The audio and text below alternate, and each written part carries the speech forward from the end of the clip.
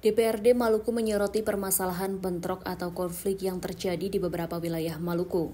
Dengan tegas, pimpinan DPRD Maluku, Ben-Hur Watubun, meminta penegakan hukum harus dilakukan. Ben-Hur Watubun meminta pemerintah daerah mengambil langkah untuk menyelesaikan persoalan maupun memutus rantai yang memicu terjadinya konflik.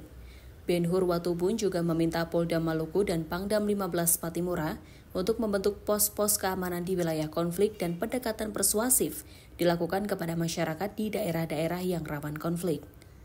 Selain itu, Kapolda Maluku diminta untuk melakukan pemberantasan narkoba dan peredaran minuman keras di Maluku, karena dianggap sebagai faktor pemicu terjadinya konflik di luar persoalan tapal batas. Pak Pangdam dan Kapolda, kami kira tadi rekan-rekan telah mengatensikan untuk pos-pos keamanan itu dibangun dan pendekatan-pendekatan persuasif yang dilakukan untuk daerah-daerah yang rawan konflik. Tentu ini menjadi pemicu dan informasi-informasi untuk proses penanganan yaitu tentu harus dibuat didahului sebelum terjadi konflik.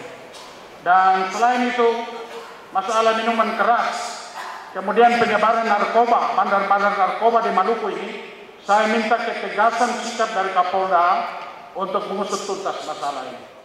Persoalan pertikaian yang terjadi di beberapa wilayah seperti Maluku Tenggara, Maluku Tengah, Kepulauan Tanimbar, dan Seram bagian timur yang terjadi dalam beberapa waktu lalu menjadi perhatian serius legislator Maluku. Penanganan konflik melalui penegakan hukum terhadap pelaku hingga penyelesaian akar memicu terjadinya konflik harus segera diselesaikan untuk mencegah potensi konflik horizontal. Arni Sinurat, Hamzah Tomia melaporkan.